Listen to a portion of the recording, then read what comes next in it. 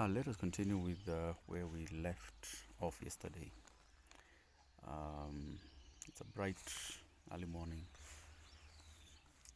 and I've decided to do these outside so that we can enjoy the nature's best here at my friend's house.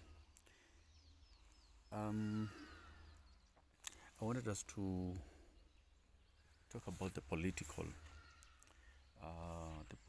bit of the COP27. We touched a bit on the youth and their roles and the engagement and their position. We also talked a bit about the scientists. We only mentioned about the politicians. And we're going to look at several items about the political engagement. And one that was interesting was a topic that was in the COP27 that had its title as When Will Leaders Lead?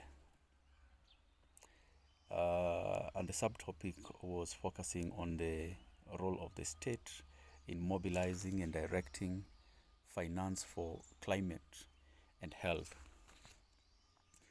Well, I thought I was probably criticizing a lot of environmental processes and engagements that are taking the industrial and capitalistic trajectory.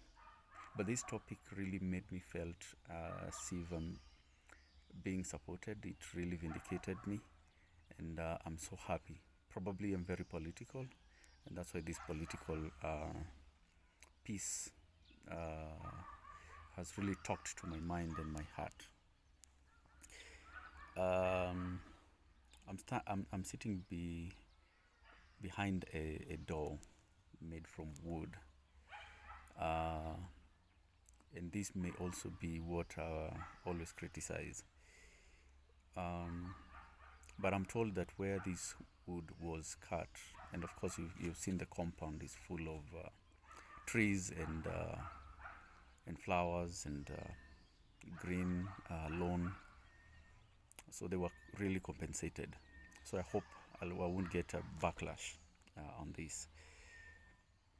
Otherwise, I think we'll continue with, and then I came across a phrase that was talking about that we were all humans until racism disconnected us, and also until religion separated us, and until politics divided us and wealth devalued us. I mean, if you think of it, things in a nutshell are going haywire.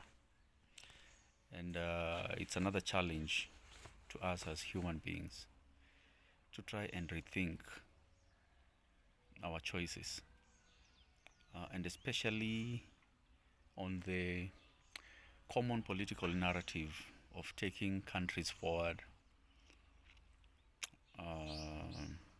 putting hope on technology, and as well as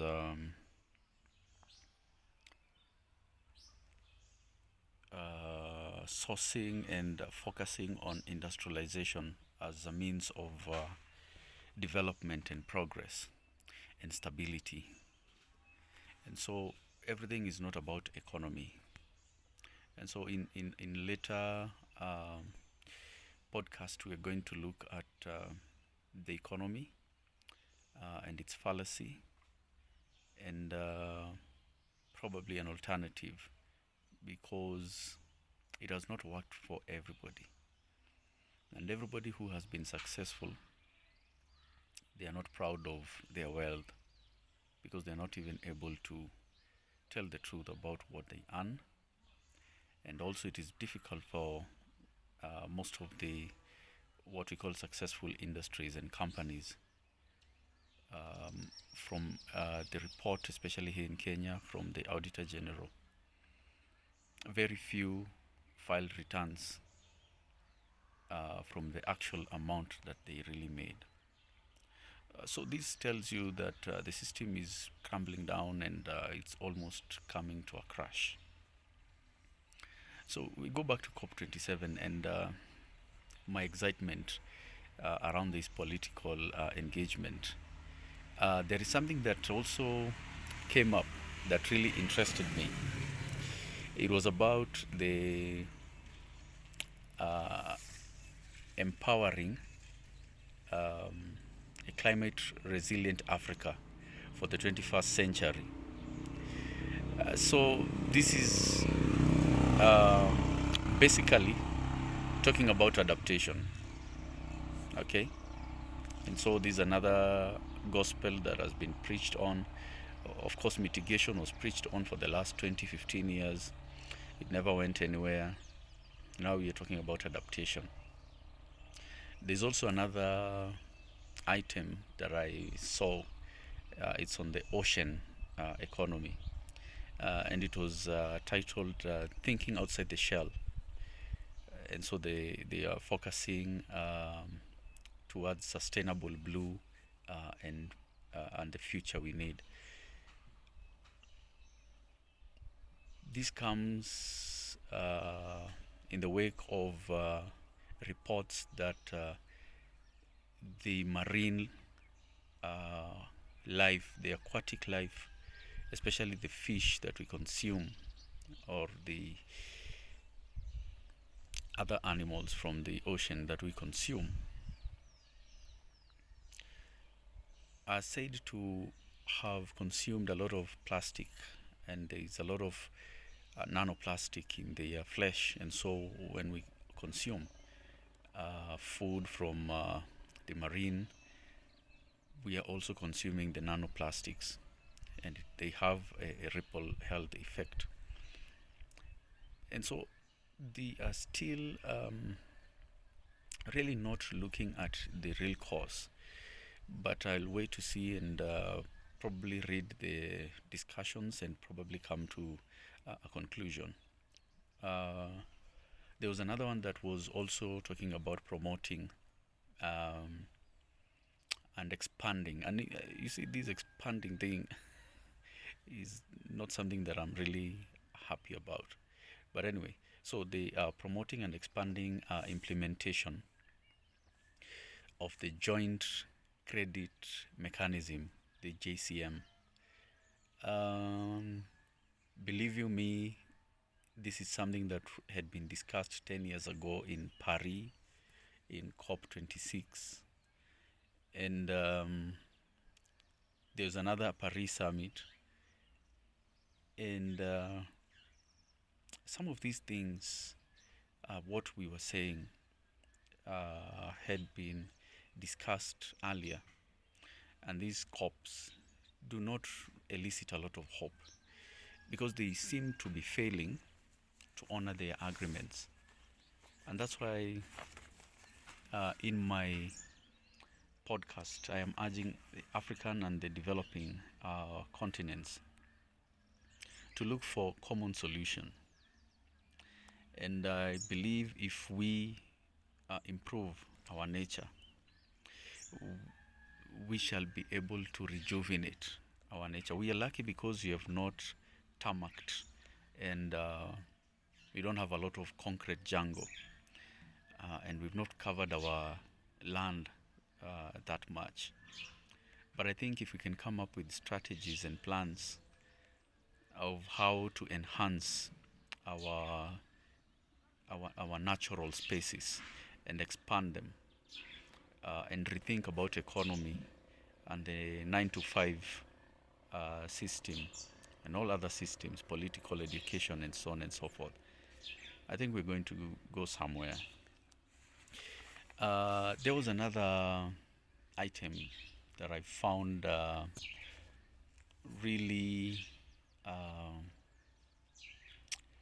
Rather, let me tell you about it, and then you will judge for yourself. So it's about accelerating action for climate resilient future through national adaptation plan. This thing has been happening in my country since I was born, I think, and this had been discussed in 2010 in Cancun, and it was adopted as a framework for UN. But there has been very little success around that, and unfortunately, um, it really shows what we've really been talking about. Uh, that there has been a lot of discussion with very little action. And so finally, there is a topic on the um, transferring humanity, or rather transforming humanity um, towards a good relationship with nature. And so here they are focusing on culture, religion, and philosophy. This has been always my biggest question. Since cultural oppression took place in Africa during colonialism, and a lot of pillages on cultural artifacts, the cultural identity, and of course the spirituality of the people was destroyed and replaced with Christianity and Islam. And today we are talking about other choices, because it is a consumerist market. People are choosing to do yoga, meditation. People are choosing to practice Hinduism, Confucianism, and so on and so forth. Even Zoroastrianism, which I understand still exists in Iraq.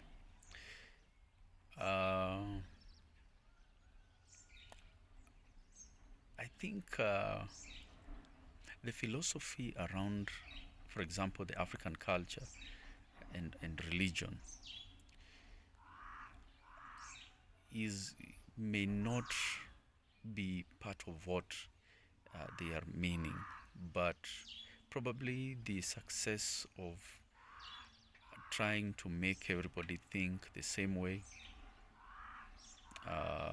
look towards the same direction, just like the way the agricultural diversification was also plundered and rearranged, whereby growing the multicultural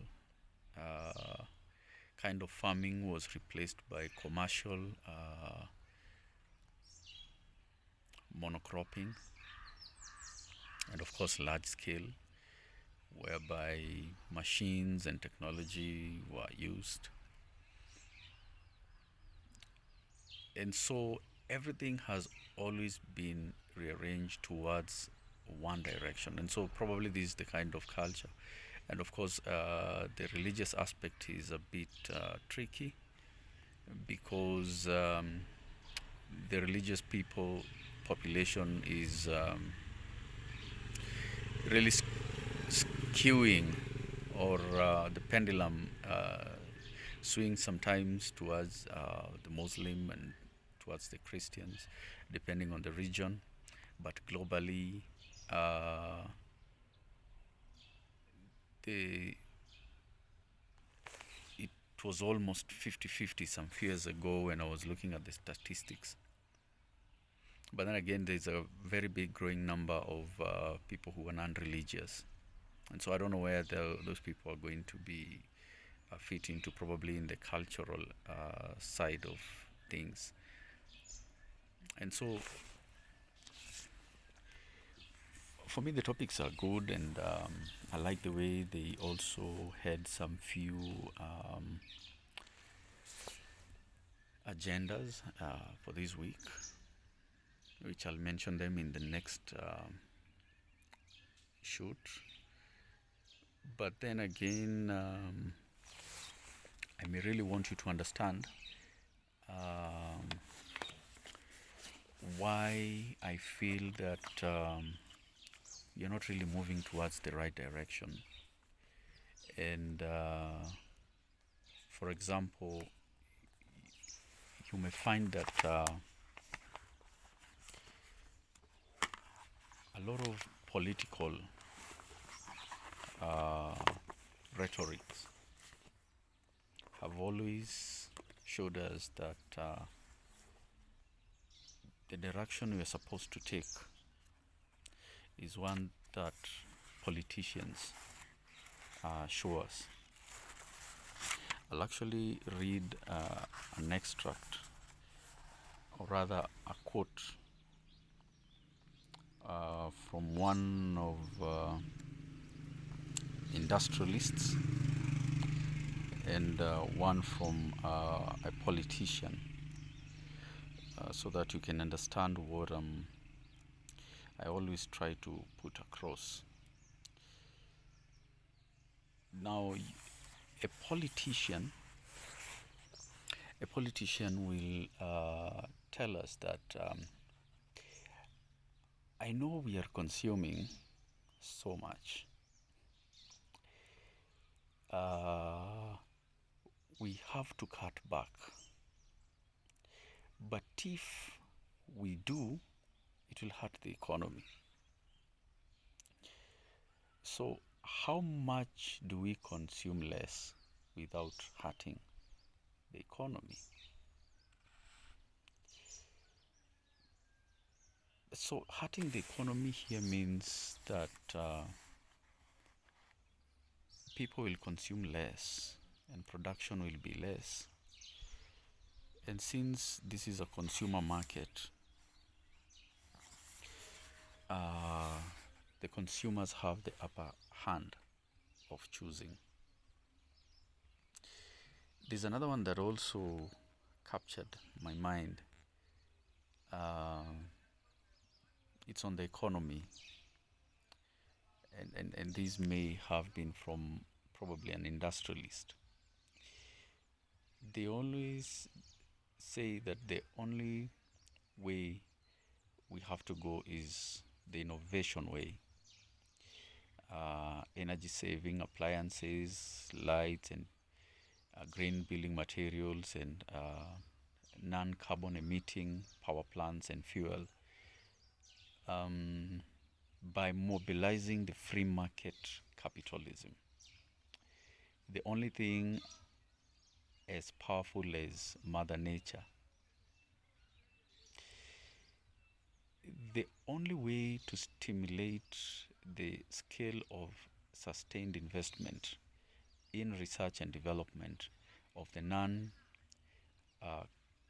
dioxide emitting power is if the developed countries who can afford to do so force their people to pay the full climate, economical, and geological and political cost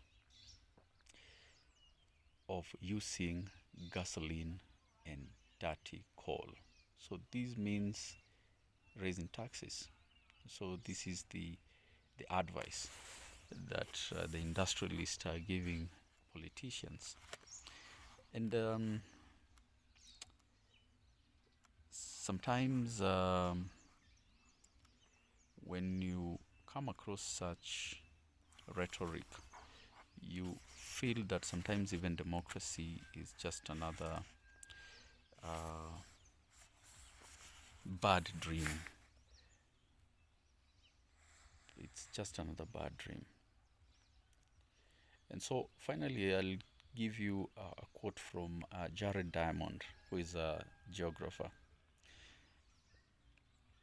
with regard to political will. And he says that just as it is certain that with most of our lifetime we'll be consuming less than we do now, it is also certain that per capita consumption rate in many developing countries will be nearly equal to ours. These are desirable trends and not horrible prospects. In fact, we already know how to encourage the trends, and the main thing lacking has been the political will. So I'm going to leave you with those few remarks and really think about it. If it does not trigger something in you, you probably need more conviction. And so have a good weekend, have a nice time, and remember to follow us on our social media and subscribe, Isaac Miruri, and also through my website www.imunza.org. So keep safe and have a good one.